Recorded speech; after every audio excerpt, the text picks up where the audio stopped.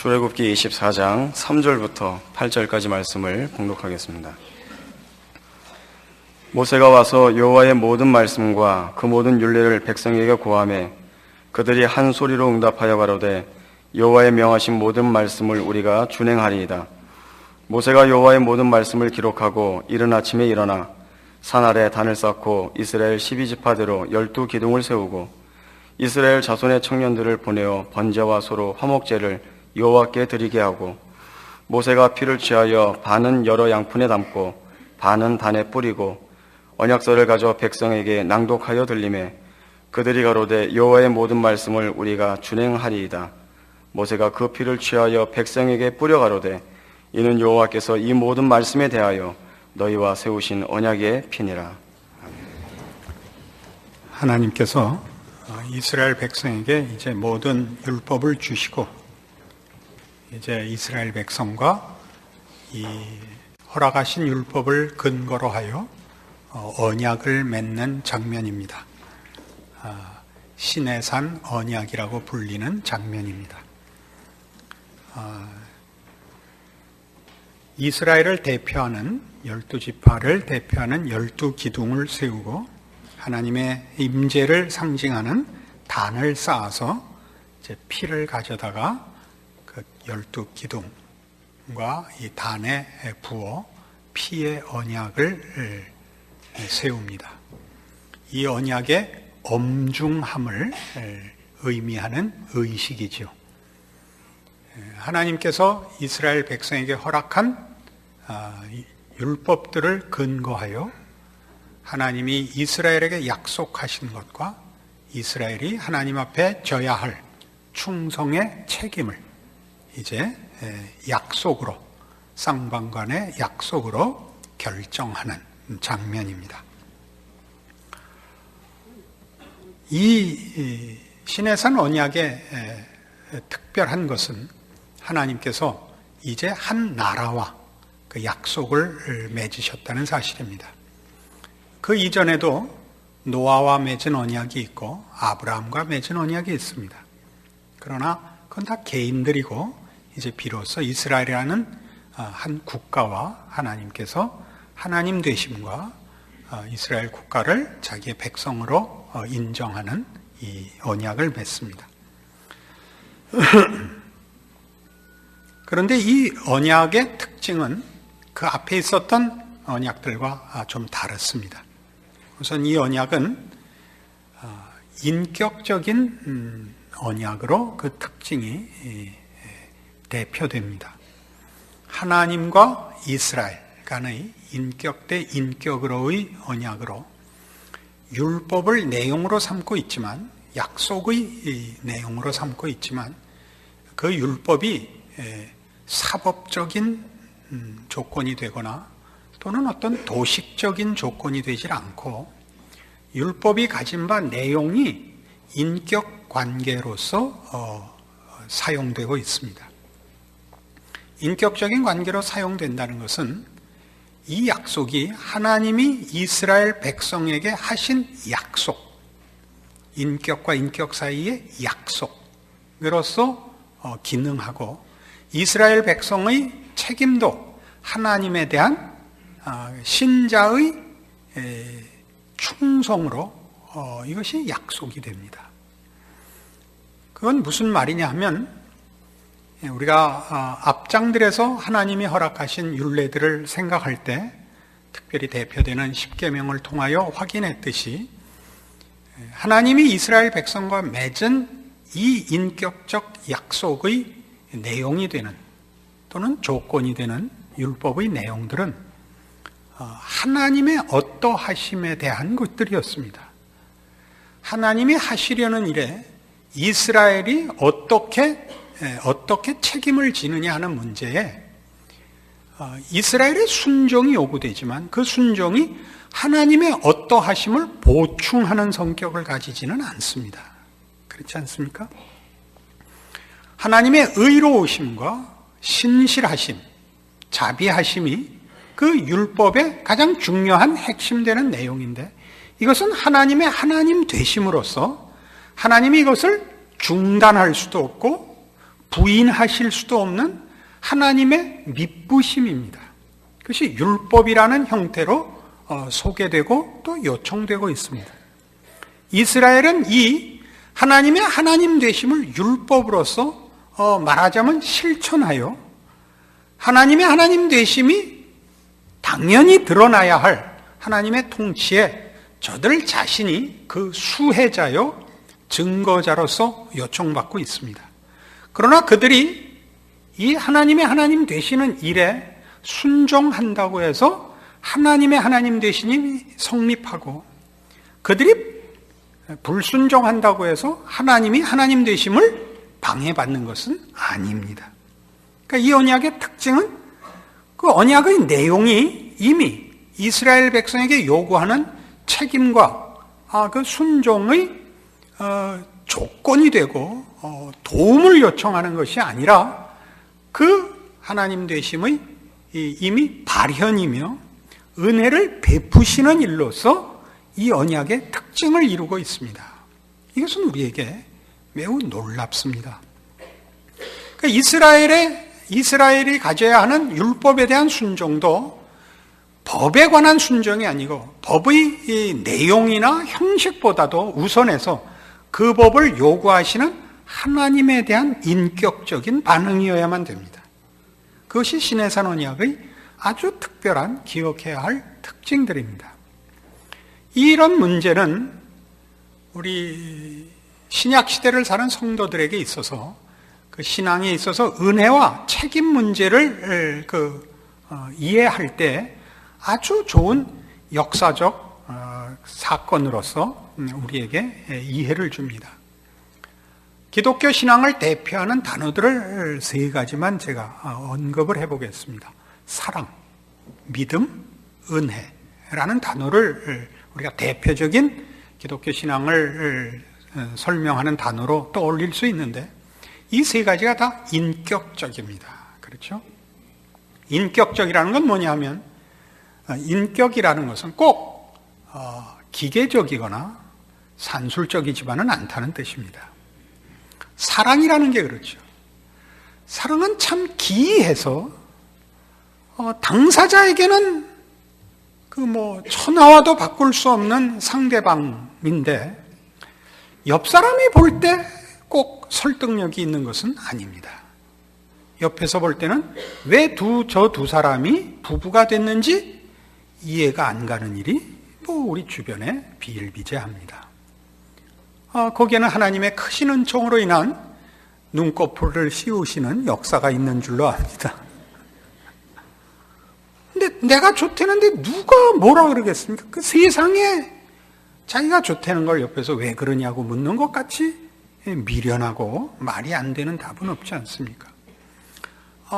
참고로 저는 육류를 좋아합니다. 그러니까 혹시라도 제게 호의를 보일 일이 있으시거든 이 점 기억해 주시기 바랍니다. 저는 회는 두 가지를 다 싫어하는데, 첫째는 음악회요, 둘째는 생선회입니다.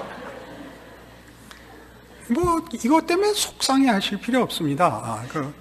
저희 교회 음악 하시는 분들이 여럿 있는데, 특별히 성가대에서 이 문제를 가지고 저를 경멸할 근거를 가지시면 안 됩니다. 그건 그냥 제 취향입니다. 우리는 사랑이라는 문제가 참으로 왜 시작하고 어떻게 시작하고 근거가 무엇인지를 모릅니다. 사랑이라는 현실만을 압니다. 믿음이 그렇습니다. 믿음이라는 것은 물론 우리가 우리 신앙에 대해서 이 믿음을 논할 때는 더 깊이 더 분명하게 해야 합니다만 일반적인 설명을 드려서 믿음의 그 성격을 조금 오늘 이용하려고 합니다. 믿음이라는 것도 믿음을 나누는 둘 사이에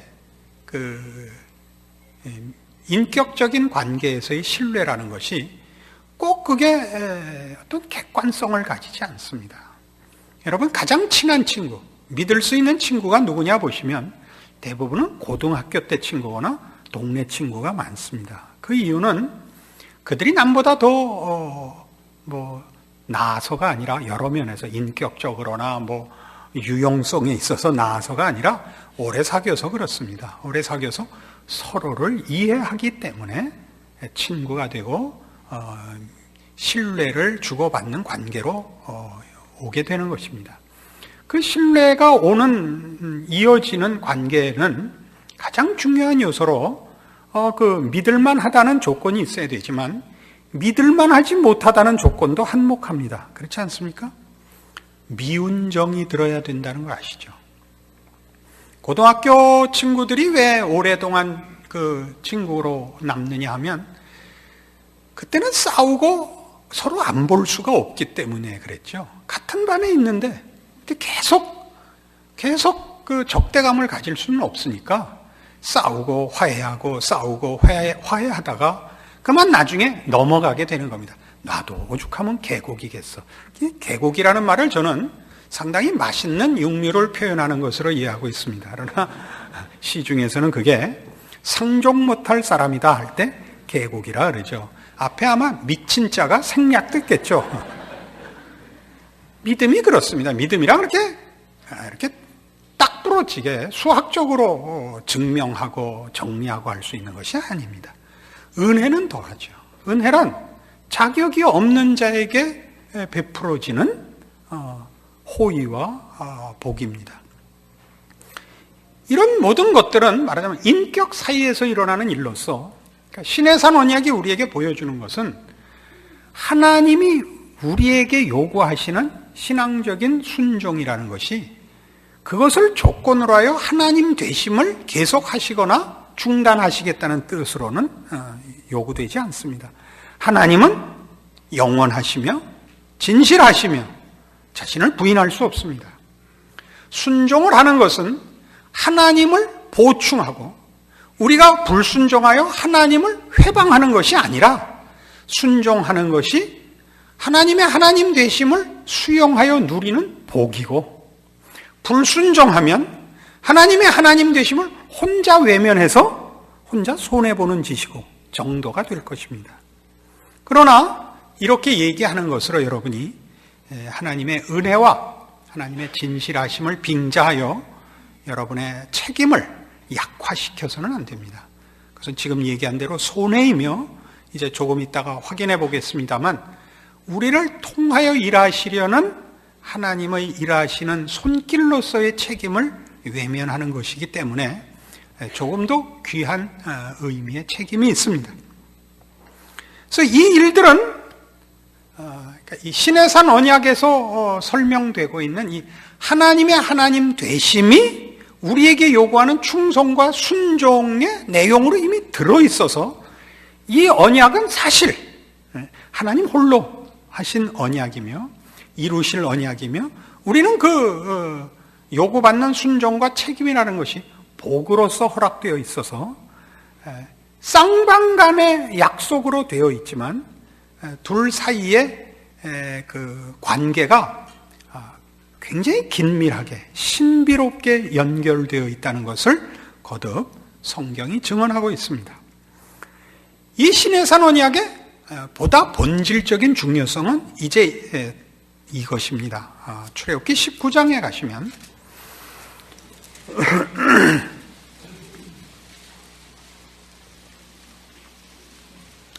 출애굽기 19장 5절 세계가 다 내게 속하였나니 너희가 내 말을 잘 듣고 내 언약을 지키면 너희는 열국 중에서 내 소유가 되겠고 너희가 내게 대하여 제사장 나라가 되며 거룩한 백성이 되리라.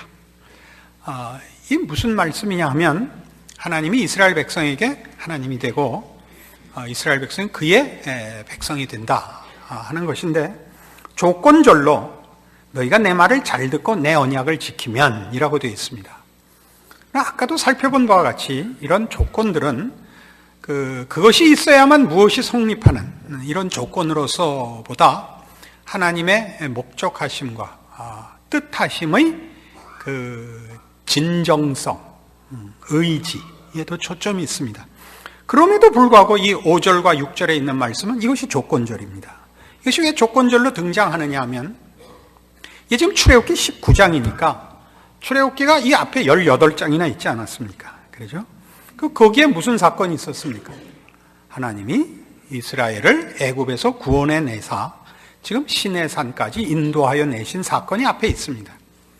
무슨 얘기를 하려느냐 하면 이미 하나님과 하나님은 이스라엘의 하나님이고 이스라엘은 하나님의 백성이기 때문에 19장까지 와 있다 그런 뜻입니다.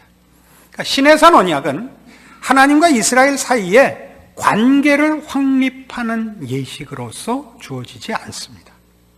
그 약속이 여기엔 초점이 아니고 그것은 전제되어 있고 이미 성립된 조건 속에서 시내산 언약은 주어지는 겁니다. 그러니까 하나님은 이미 이스라엘의 하나님이고 이스라엘은 이미 하나님의 백성이기 때문에 이제 시내산 언약이 주어지는데 그래서 시내산 언약의 가장 중요한 핵심은 하나님의 백성으로서의 소명으로 부름을 받는 약속인 것입니다.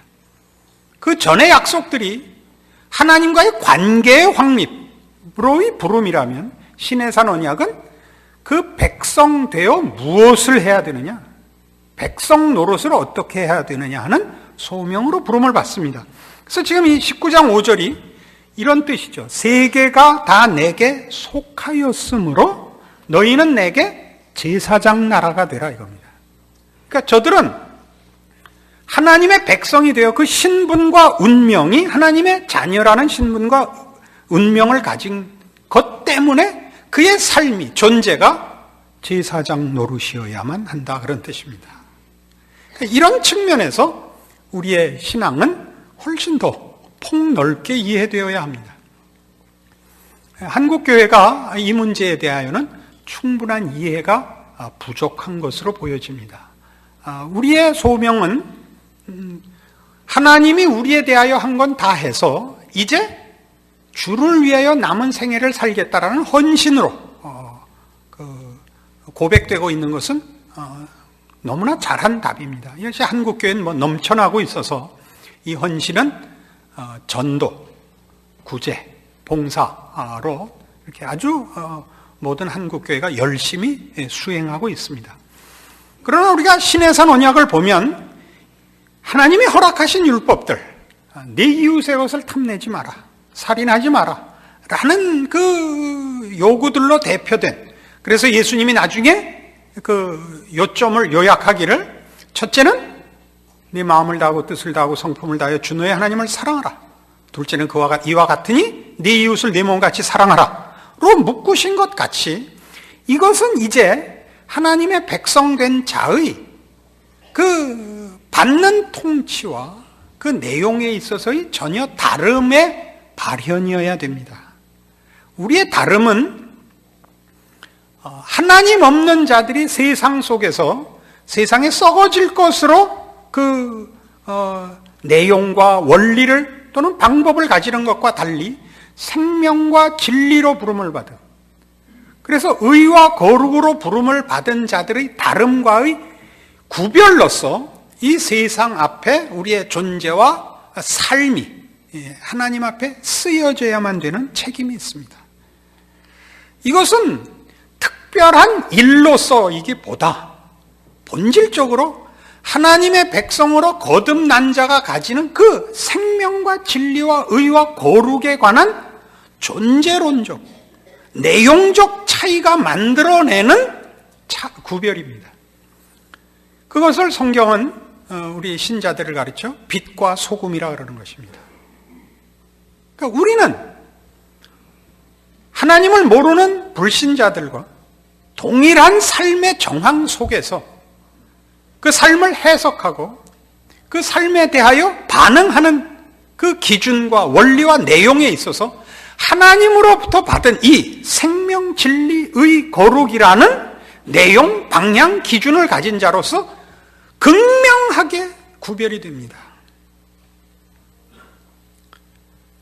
우리는 기독교가 가지는 신앙적인 실천을 무슨 사회 정의나 국가적 차원에서 또는 역사적 차원에서 그 책임이 있다는 말을 듣습니다. 그건 사실입니다. 우리는 사회 정의나 국가와 역사에 대한 책임을 지고 있습니다. 그러나 그것이 신앙이라는 내용을 보다 명분 있는, 그리고 보편적 설득력이 있는, 믿지 않는 자들도 이해하고 공감할 만한 가치로 전환해서 대체하는, 신앙을 대체하여 기독교를 모든 세상 앞에 공감을 얻어내려는 식으로 사회 정의나 국가와 역사에 관하여 얘기하는 것을 거부합니다. 우리는 우리의 다름이 결국은 우리가 사회적인 존재이고 한 국가에 소속되어 있고 한 시대를 살기 때문에 우리가 속한 시대와 사회와 그 상황 속에서 나에게 통치되는 하나님의 통치의 손길이 우리가 만나는 삶의 전 정황에 대하여 다르게 반응하고 다르게 내용 짓고 다르게 목적하는 것들로 인하여 사회적, 시대적 영향을 가지며 책임을 진다고 믿습니다. 여기에 말하자면 우리가 가져야 하는 신앙적 책임이 말하자면 순종으로 가야 될 책임이 분명해집니다. 소돔 고모라를 멸하러 오신 하나님이 아브라함과의 대화 속에서 결국 10명의 의인으로까지 그 조건이 완화됩니다. 그 10명의 의인이 필요했던 이유는 하나님의 통치가 실현이 되고 하나님의 통치가 시행이 되는 손길로서 의인이 어느 공동체에든지 있다면 하나님은 그를 통하여 그 공동체와 그 시대에 은혜를 베푸시며 기적을 이루실 수 있습니다. 그러나 그런 최소한의 하나님의 손길을 수정될 자가 없다면 그건 그냥 시체의 무더기에 불과한 것입니다. 그건 덮어버릴 수밖에 무슨 방도가 없다는 뜻이 됩니다. 우리의 책임은 크죠. 우리가 물론 그런 열심을 낼 수 있습니다. 어느 곳에 예수 믿는 사람들이 다 함께 모여서 나라를 위하여 기도하고 세계 평화를 위하여 기도할 수 있습니다. 그러나 그것은 우리가 실제적인 우리의 책임을 한 것의 연장에서 나타나야지, 아까도 얘기한 것처럼 개인이 져야 하는 하나님의 기적의 손길이요, 하나님의 하나님 되심이 표현되는 존재로서의 자기 자리매김을 놓쳐서 그것을 대체하는 것으로 하나의 이벤트로 주어지는 것은 그건 기만입니다. 그건 위선입니다. 여러분들의 신앙 현실을 그래서 한번 점검해 보십시오. 우리가 우리의 신앙에 대하여 그토록 크게 낙심하는 이유는 우리가 가지는 신앙 고백들과 소원들이 이 세상 사람들에게 공감을 불러일으키지 못한다 하는 그 부정적인 생각과 나 하나 좀 하나님 앞에 열심을 가지려고 해봤자 하나님이 아무런 조건을 주시지 않는다는 게 또 하나의 이유입니다. 여러분에게 발언권을 주고 그 사람들의 시선을 끌만한 어떤 지위나 특별한 은사를 줘야 된다고 생각하는데 그것은 전혀 성경이 얘기하는 바와 다릅니다. 여러분, 이렇게 묻혀서 가루 서말 속에 들어간 누룩같이 그렇게 하여 가루 서말을 다 부풀게 한 누룩같이 하나님의 나라는 그렇게 임하며 그렇게 활동합니다. 그러니까 우리 하나하나는 누구누구 이름이 필요 없습니다. 자기가 있는 곳, 자기가 속한 시대야말로 하나님이 일하시는 시대요, 그 은혜를 베푸시는 과정이요, 방법입니다. 그 수단입니다. 여러분이 부정적인 예부터 들죠. 감옥에 갔다고 합시다. 그럼 간수가 하나님을 만나게 되는 것이요. 여러분이 전쟁터에 나가면 전우들이 하나님을 만나는 것이요. 여러분이 총을 쏘면 총에 맞은 놈이 하나님을 만나는 그런 존재들입니다. 설마요? 정말 그렇습니다. 같은 총알도 신자가 쏜 총알은 다르다, 그렇게 되어 있을 겁니다. 우리가 어려움 속에 있으면, 세상적인 조건에서 어려움 속에 있으면 여러분은 어려운 사람들 속에 있게 됩니다.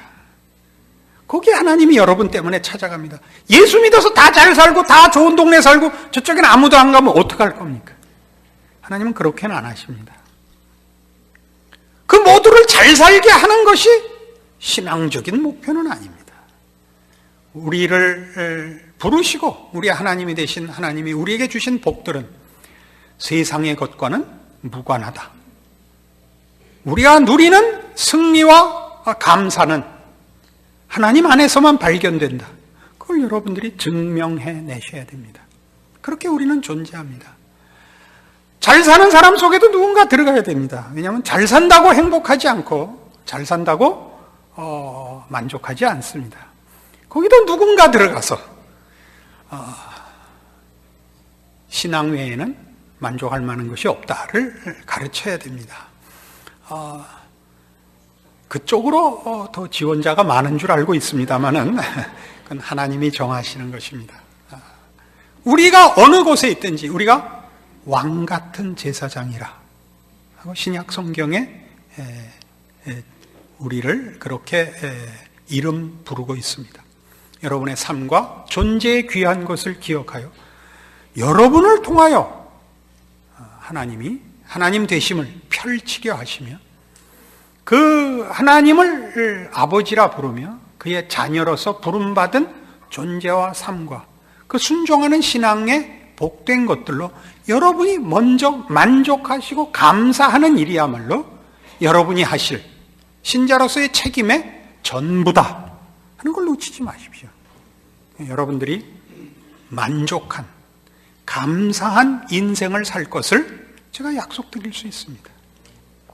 이런 신앙인으로 세상 속에서 하나님의 사람으로 열심히 살다가 주일날 기쁜 마음으로 전해 나오는 그런 신자의 삶을 누리는 앞으로의 여러분의 남은 여생이 되기를 바랍니다. 기도하십시다. 하나님 아버지 은혜를 감사합니다. 하나님을 아버지라 부르는 이 신앙 고백이 갖는 특권을 확인했습니다. 우리는 하나님의 자녀들이고 우리를 통하여 하나님의 영광이 드러나며 하나님의 자비하심과 생명되심이 드러나는 것을 믿습니다. 그러므로 우리는 우리의 삶의 현 자리에 대하여 불평할 것이 없습니다.